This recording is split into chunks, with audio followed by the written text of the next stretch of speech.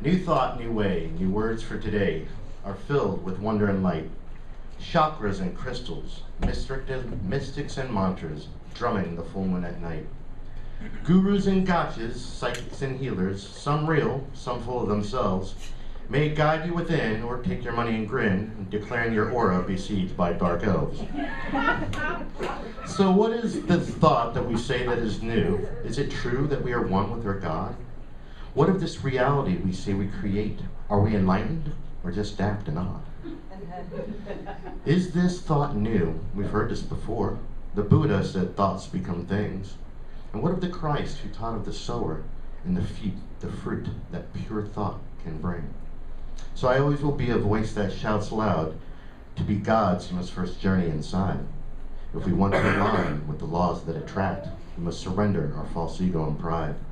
And be as it may, attractive law still applies. Free will reigns amidst your shoulds and your ought. But dare we declare, standing naked and bare, our lives are the sum of our thoughts. On the top of that. Thank you. And here's Coyote. I'm going to give it to you, because I'll just knock it down again. So, I'm going to start with the very last line. Dare we stand naked and bare, knowing that the lives are some of our thoughts. If you're with us in this morning's meditation, I invited you to bring every possible thought you can possibly have online. And usually we're saying, let your thoughts just drift away. Don't try to hold on to them. Let them flow. And this morning I invited you to bring them in on purpose and let them bombard you and run around in there. Because what are we but our thoughts? What are we but a sum of our thoughts? As we talk about new thought and new way and all the different things that encompass new thought, what is it what we're really saying? Because is this thought really new at all? No, it's not. It's ancient. It's been the creative force since since the dawn of creation, since we've walked on the planet. But we've had masters like Buddha that have said this before. Some of us actually have things that we put on our fridge, or little sayings and little mantras that the Buddha and Buddhism presented to us to help us in keeping purity of thought. And this doesn't mean perfect thought. It means purity of thought. And if we go back to a few talks back, when we talked about purity, and I said sometimes we get caught in our purity, and that means mistake-free. We think pure means mistake-free. And I was likening it to a brand new pipe. Go out to Home Depot and get a PVC pipe and look at it, and it's pure. Nothing will obstruct the flow of water through that pipe. Well, that's what purity for me means. That we can get out of our way anything that would obstruct the flow of the light traveling through us. So at any given moment, I can be clogged up or pure. And most of the time, it's my own thoughts that clog me up. It's not your thoughts. Although sometimes I've had to play around with people's thoughts as they shared them with me. And then I've come to the what you're thinking is none of my business philosophy. Because it really isn't. What you think doesn't create my reality. What I think does. How we interact with each other, if we want to co-create something, if Kim and I want to have a goal to create a club, and we're focused and intended together, then we're co-creating something. And as we all came to this dance of life, we are co-creating. But in your individual walk, you are creating your reality by virtue of what you thought, what you think. Now, with all the playfulness that I wrote with gurus and gotchas, psychics and healers, some real, some full of themselves, we are in a place where we know that at any given moment we can go to someone that is going to lead us astray or lead us inside. And I did a talk last year called Gods, Guides, and Gurus. And my opinion on this matter is that, like Becky was saying in prayer, it's always an inside job. That if you're going to be guided to anything, to guide yourself within, to always go within. And that's my job, that's my mission, that's what I've signed up for. That is my intention as I walk the planet, is to lead people and myself further and further inside. So I probably should have said to lead myself and people further inside.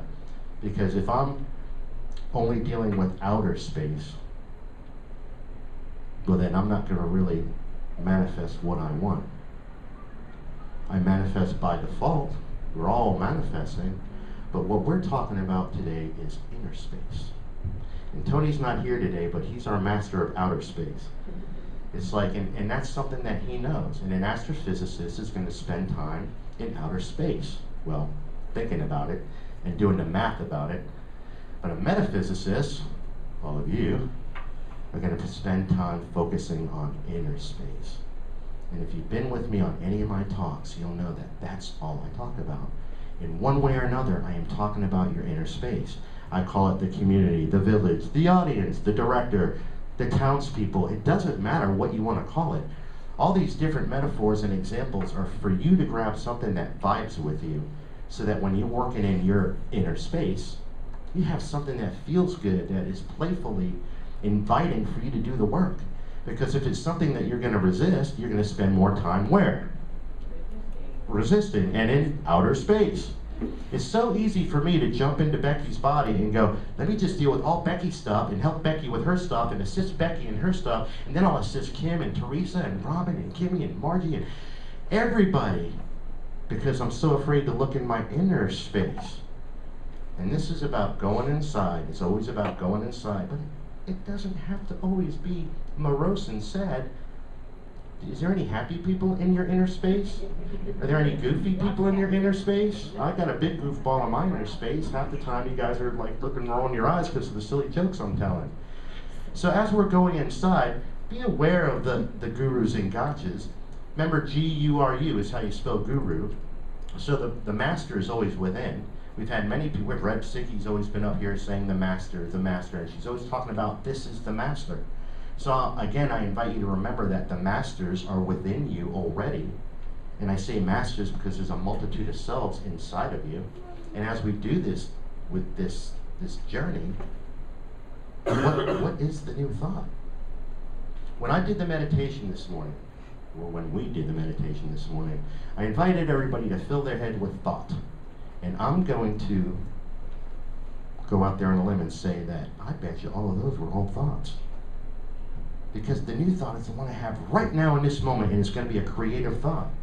If I'm running something from yesterday, or why I should have done it this way, or I wish he would have been that way to me, or I wish he would have said this instead of that, I am dealing with old thought.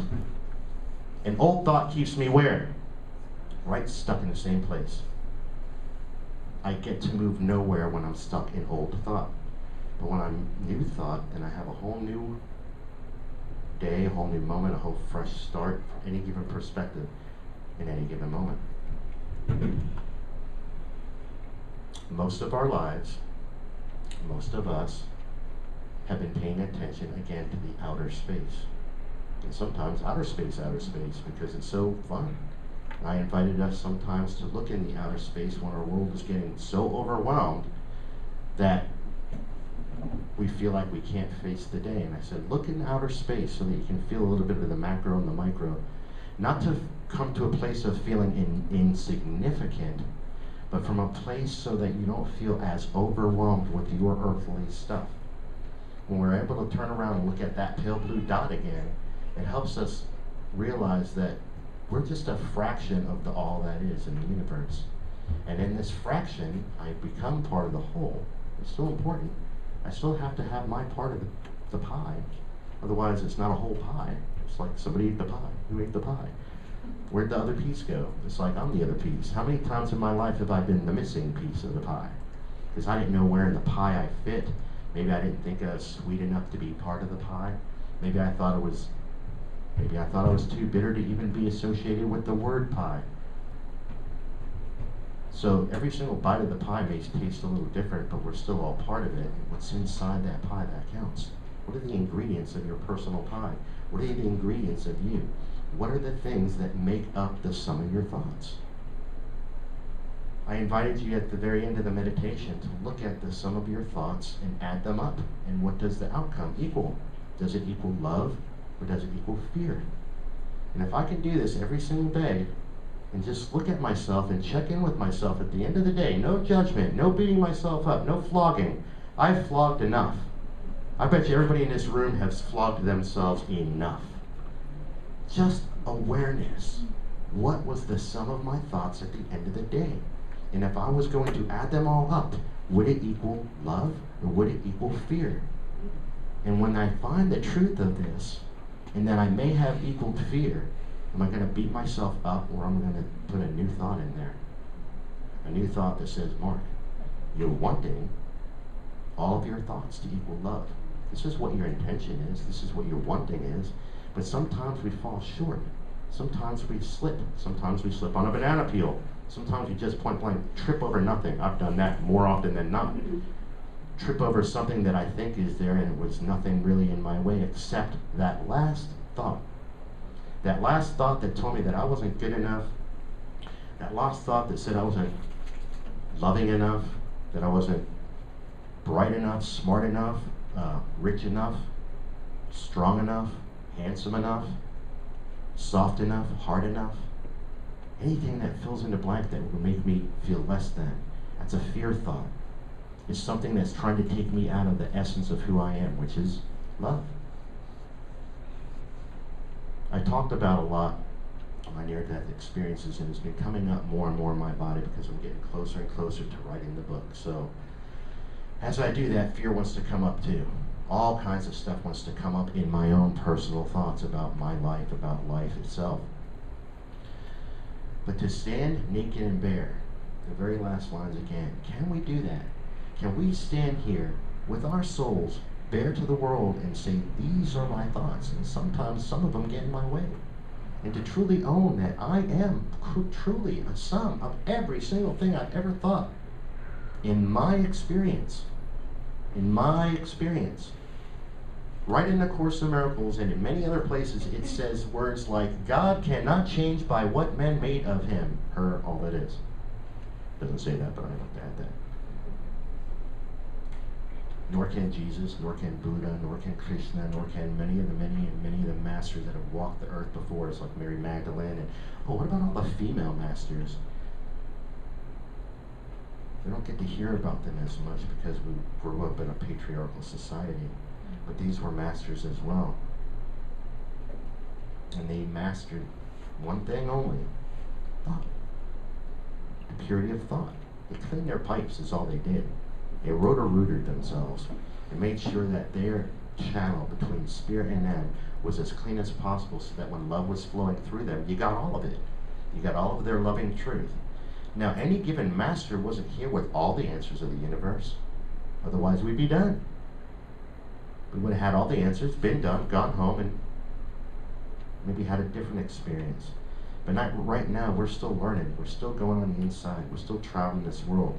And as you come to a place like this, I'm saying, I'm going to just go out there on a limb and thinking to myself that you're awakening to a newer thought, that you're listening to the religion and the dogma of yesteryear, bringing the truth of it in your heart, bringing the love in your heart, and then going, but there's something more, there's something more. So something inside each and every one of you has awakened in your own mind, not your brain, but your mind, which is all over your body, to say there's something more. Scott, when he does his affirmations of what he wants, he always writes, more. I want more.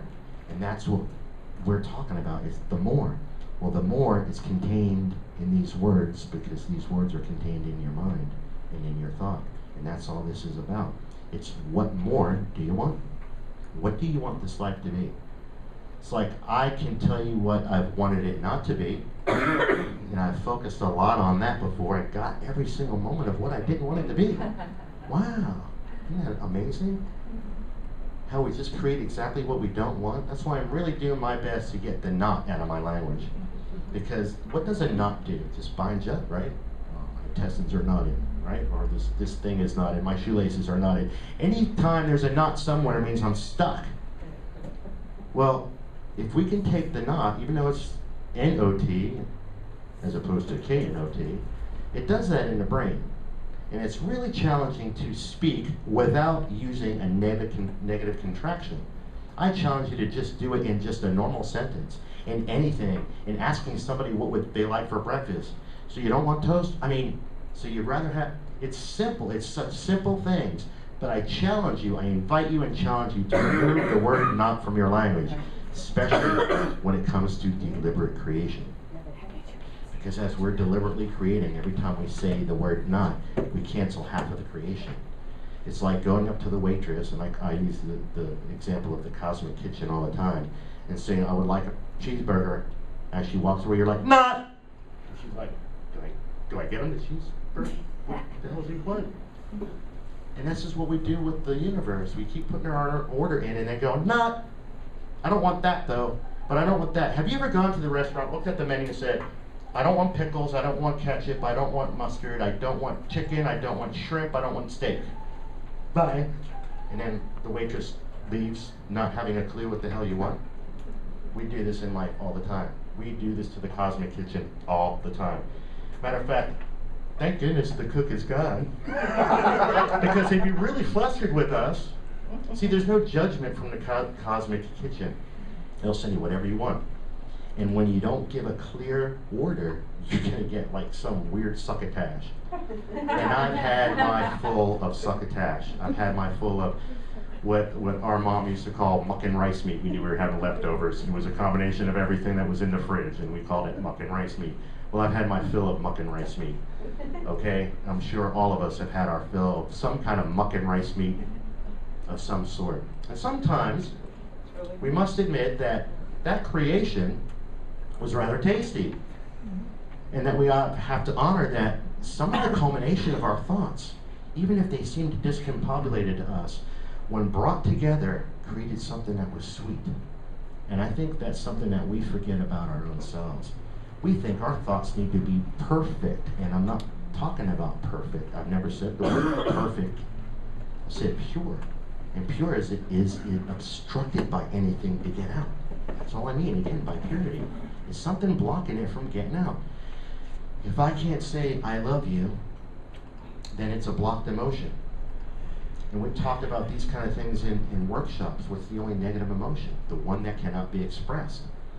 Anger's not a negative emotion. Violence is what becomes negative about anger when it's unexpressed. But those are two different things. For me to say, I'm really upset with you, really isn't that heavy if I say it then.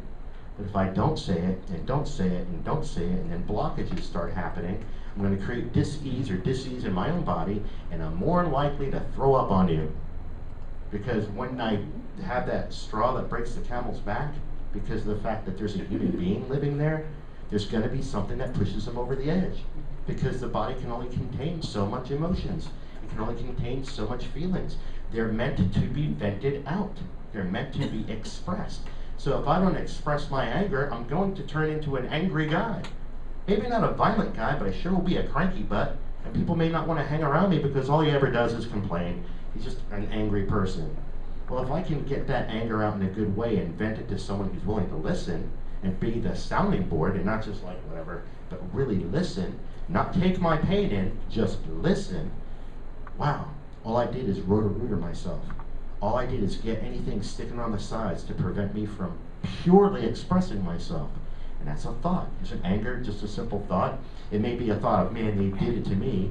Maybe a thought of, I didn't get my way. It may be a thought of, they're out to get me. It could be filled with untruth, paranoia. Remember, put him by the door or her. But if you do feel that a paranoid thought, look at it. What are you saying to me? Is there someone really at the door? No. Well, then what's the paranoid thought? No, no, I think they want to line up at the door and come and get me. Okay, we'll own it. But that one's a false evidence appearing real one, because nobody was really at the door trying to run and knock your door down and break in your home, or your home. All the crazy people that live inside are you. Doesn't that give you some solace to know that Becky's crazy can't jump into me, can jump on me, but my crazy can jump on her too, and that's why we're friends, because we can deal with each other's stuff sometimes, and that's the great thing about knowing people and about being willing to look in each other's eyes, because every single person in this room is psychic. Every single person in this room has their own level of psychic awareness and psychic ability. But every single person in this room has at one time or another said, hey, are you doing okay? Well, how the hell would you know that if you weren't feeling it, if you weren't psychic? Every single one of you. All the gifts that everybody has, it's just how much are you using your gifts? How open is your window? How closed is it? So when we're being aware of each other's pain, we know that on the inside, they're thinking thoughts, and it could be about something that just happened too, that is making them go inside and feel worse, which means they're telling lies to themselves. So when you look at someone and realize that they're going through something, be aware that if they're going through something negative, that they're telling a lie to themselves. Now, if something really sad happened, I mean, I've been real honest with you guys with everything in my life. Rose leaving was really the hardest thing I've ever experienced emotionally in my life. I thought I had experienced heavy emotions before, and I had. But this one won. It beat them all out. But it's okay, because it was sadness, and I expressed it, and I grieved. If I held on to that, I wouldn't be standing here in the facet that you're seeing me today. You'd be seeing, every matter of fact, when I came back, people looked at me and said, "You look lighter." I grieved. I didn't hold it in at all. I screamed it out. It was a deep, deep pain. Sometimes our pains are just little ones. Ow, that's all I needed to express. I'm clear, I'm okay. But sometimes they're so deep, we need to scream, we need to yell, we need to wail, we need to cry, we need to get a pillow and scream into it. Maybe even have a friend hold us while we're screaming and crying so that it can get out. But it got out. And then I keep walking. Now, does it mean I'm not going to have a wave of sadness? Man, I had a wave of sadness the other night. Rose had a wave of sadness. She called me at 2 o'clock in the morning being sad, and I got up and we Skyped and we talked. But I'm glad that I was here for her to be in that moment, because she didn't have to stuff that in that night. And her mind is 8 going on 9, just creating. It's those monumental moments in life, however minute, become big, that we know that there's a place for us to say how we're feeling. So sometimes when a friend calls you in the middle of the night, get up. Be there for them. Use that song, Lean on Me, you know. Be a time where I'm going to need to lean on you. Sometimes you're going to need to lean on me. So be here for each other. Know that the culmination of your thoughts can be of love, or it could be of fear. We're all mathematicians. We do this math every day, but did you do the problem at the end of the day just to see the outcome? Just so you're aware. Again, not another place to beat yourself up. We're so easy at doing that. We're so willing to make ourselves wrong. We're so willing to make ourselves bad. We're so willing to be the sinners, the mistake makers. Again, all that meant is to miss the mark. Another way Jesus has talked about the word sin is about ripe and unripe. Have you ever eaten an unripe fruit?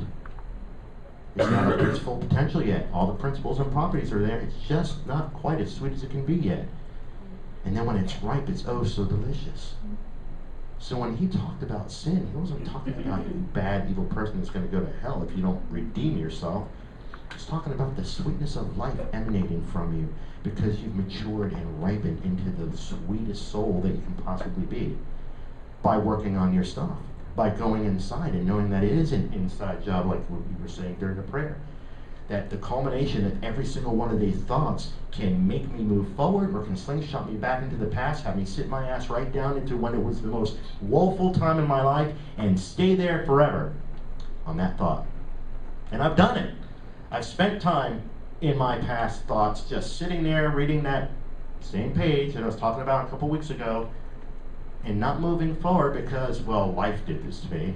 But how could life do this to me? Instead of remembering that I'm part of this life, I'm part of the joy and I'm part of the pain. And that the beach is going to sometimes tickle my ankles and sometimes it's going to knock me down. Some are willing to go play at the beach. The inner beach. In the inner sands. Can you build sandcastles with your little kid and then have another kid go kick it down and be okay with it? Inside you. Back to that shadow side, the who, what, when, where, why, and how. Everything that I've been talking about this year has been all on purpose. It's all been intended to have you go inside. And matter of fact, every talk I will ever do for the rest of my life, if I continue to talk for the rest of my life, will be about going inside. Will be about understanding and being one with you. If I want to be one with the world, isn't that such a wonderful thought? We have these loving existential thoughts, and we're all one. one heart, one mind, but I can't get along with the people inside. I'm not willing to look at half of my own stuff because, well, that's not a pretty thought. And I can only have pretty thoughts because, well, I'm metaphysical now. And only pretty thoughts happen with the airy-fairy people, right? No judgments happen in a metaphysical community at all, ever. It's just about knowing that we haven't changed our human status because we became new thought, new age, old age, metaphysics. We'll let the astrophysicists deal with the outer space, and we'll deal with this inner space. But when you deal with it lovingly. Be gentle with yourselves. This is the only time in this lifetime you'll get this body. You'll be Kim one time. Has anyone ever been Kim before? Kim Koslowski? No. Do they know how to do it? No. Are you just still discovering? Amen. It's like no one's been marked before. Sometimes you people, not you people, but the people out there are like, well, this is how you should be. You should be marked like this. Okay, well, what if it doesn't fit? I've tried to be marked like that before. Part of my sterling career, my 12 years of selling jewelry, high end, was marked trying to be somebody else. And I wasn't that at all. It was very different for who I was. And I was becoming more and more angry inside. And I wasn't mad at the diamonds. I actually liked diamonds. They're really neat. It taught me a lot of lessons. Wasn't mad at the gold. I thought I was. I was just mad at some of the people who held the gold and kept it for me and some of my other friends. But I realized I didn't belong in this particular industry as this industry was going. I have to let go of the judgment that came on me because I thought they were all wrong. I'm like, well, no, it's still a free will universe. If you want to go pay 10 times the price of a diamond, go right ahead. I'm not going to sell it to you anymore because it was messing with my integrity. I'm seeing young couples come in that can't afford anything, and I'm about to put them in debt. And I was going to get pats on the back from my boss and then go to sleep at night feeling like I just screwed over this young couple just starting out in life. So to each his own, but when we find something in our lives that is incongruent with who we are, we do have to change. Because all those souls out there in Sterling Land that love to sell jewelry and have no problem with it, free will universe, they're not doing anything wrong. That was my judgment because for me it didn't fit. And that's just one example of one thing in my life. What about all the things in your life that you continued to do that didn't fit? And you had everybody on the inside screaming at you to please stop. And you didn't listen because, well, security and I gotta pay the bills and things like that. So more and more people started screaming and you just started stuffing the voices. And then one day you go to work and they're like, what's wrong with him, Mark? God, he's just a jerk today. Or he's all grumpy. Or his color looks bad. Or man, he doesn't look like he feels good. A multitude of things can happen. I can break down my personality or I can break down my health. No judgment. The universe doesn't care. It's a free will zone here. This is about choosing the thoughts, choosing the clarity, choosing the purity. If you know your plumbing at home is plugged, are you just going to leave it there? If you know that there's only a little bit of water trickling out of the faucet, are you just going to leave it unattended until it bursts? Or are you going to get somebody out there to fix it? Usually that's the first thing that we do. It's like any sign of any kind of plumbing issue in our house, we are like freaking out. We're on top of it because I either want the water flowing in because I'm thirsty, or I really need that water to flow out because no one likes a bathroom that's not working either.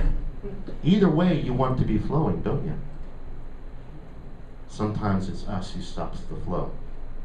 If you have to go inside and you maybe do a mantra, do some drumming at night. There's the full moon thing going on tonight. Male, female honoring. The moon's in perigee. Did I say that right? And I think this is the second time this year. So that's a treat in itself. So we got good juju going on tonight when it comes to the vibration of the things surrounding you. It's like I know I have this inner space, but I'm allowed to let the outer space in. It's like Becky is in my outer space, but when she says words of loving to me, I have a choice. I can let them in or I can let them fall. Well, generally, what I've done in my life is, you're a jerk. Oh, I'll take that. I love you. Nah. What the hell is that about? It's the community on the inside. That's when I have to go inside and go, excuse me, everyone, we were just offered love, and you rejected it, but when they offered you crap, you stood in line first, you knocked 3 people over to get to the head of the line, and you opened your savings, your IRAs, everything to buy this. But you couldn't offer 1 penny for the love. So that's indicative of having to go inside and talk to somebody and go, who in here would think themselves unworthy of love, or think themselves so unworthy that they would block it from everyone else, and just simply have a conversation. No flogs. No one's allowed to grab a whip. There's no one inside that has ever done anything so terrible within you that they need to be flogged or whipped. But there are a lot of people inside that have gone through so much grief within you that they need to be held by you. Sometimes to hold yourself in a meditation may sound weird. It may sound foreign. But I'm telling you, you're the only one who can offer you the love that you need. All the other love is a bonus, and I love love. I like to be loved. I love to be loved. I think I'm just learning this, quite frankly. But I know that it's the most important part of me has to love me. It's like, I'm friends with a lot of people here. If Robin wants to offer me love and I'm not ready for it, I can be honest enough to say, I'm hurting so much today, I'm having a hard time letting the love in. But that was still pure. I still was able to flow.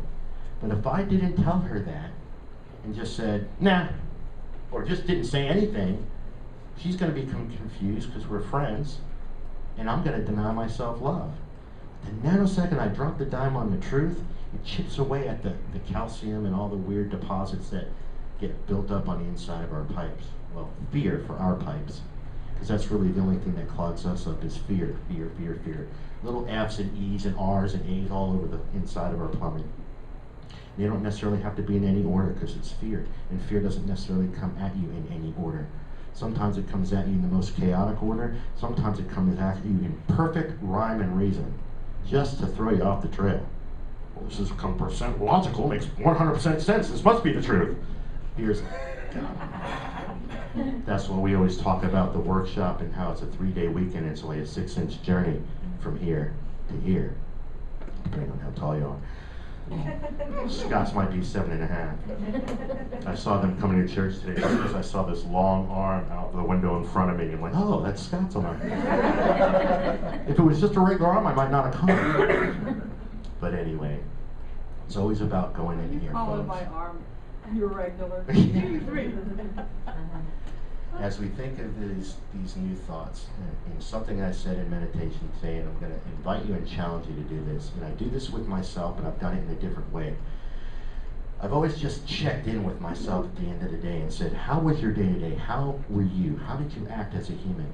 But I haven't taken it to the nth degree I just took it today, and that is, did the sum of my thoughts today, if I added them all up on the piece of paper, would the bottom line be love? Or would it be fear? And if I'm wanting to add love to the world, and the sum of my thoughts at the end of the day came up to fear, well then I think I need to go back to the drawing board, huh? Because if my own mission is to add love to the world, and the sum of my thoughts at the end of the day were fear, then I need to breathe, go back inside, and have a talk with the community, and have some healing done for whomever needs it. And if that's a workshop, if that's a massage, if that's some Reiki, if that's reflexology, if that's a hug, or if that's someone just coming up to me and going, I see you're messing with your own self, and knock it off. Sometimes we need to call each other out.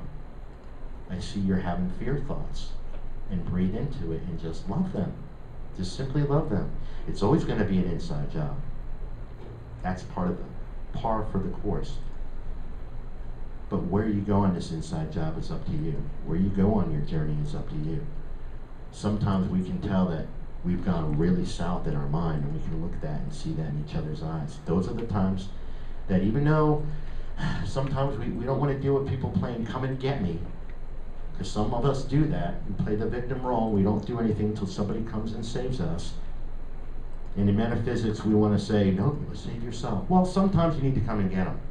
Sometimes you need to jump down there in the pit, pick them up, brush the dust off, lift them up, have somebody else pulling their hand up. That's what a community does sometimes. Sometimes we have to help each other when we're in our darkest days. Go in there, get them, and then come back out. Now, if they keep jumping in the pit, awesome. It's a free will universe. It's like if I spent so much time saving you because you kept jumping in the same pit on purpose, then I would be defeating my own purpose of moving forward in life. But gee, I can give you at least one shot, maybe even two. Golly, what's that old thing? Three strikes you're out? It's a charm. Yeah, it's a charm. So let's do it that way instead of 3 strikes you're out. 3rd time's a charm. Maybe it takes 3 times for people to finally be gotten when someone comes down and rescue them. And I know you can't save the world, you can only save yourself, but it starts with the self.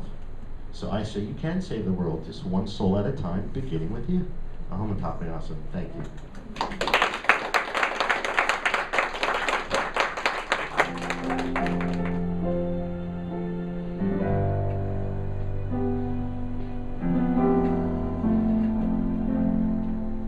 This inner space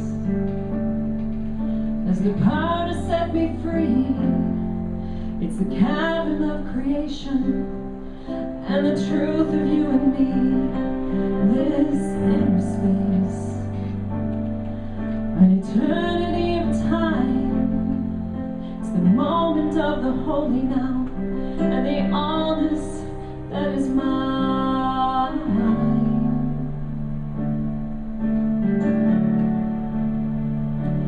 This inner space contains all that I need.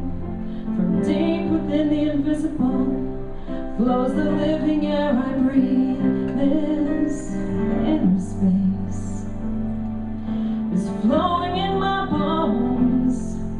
It stirs my heart, it stirs my mind, and every prayer I've ever known.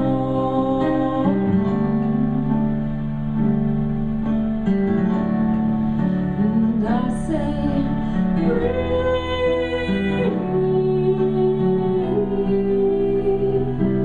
Just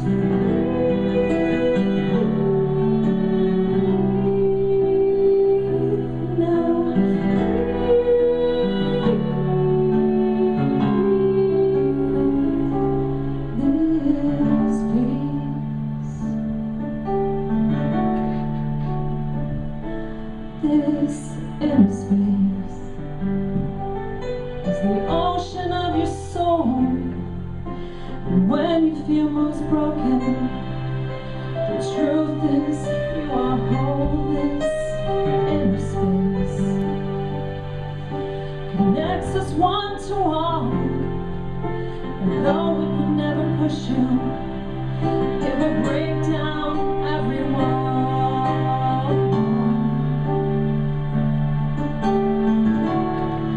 And I say, breathe.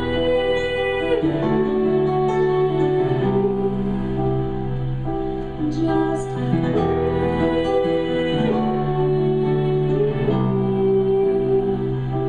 Now this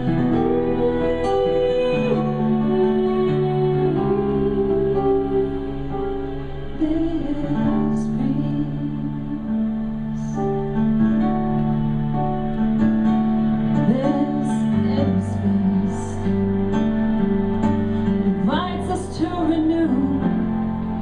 In all my endless choosing, I become the chosen to this inner space. It never knows the past. In a quiet place, you can hear it, and it might just make you laugh.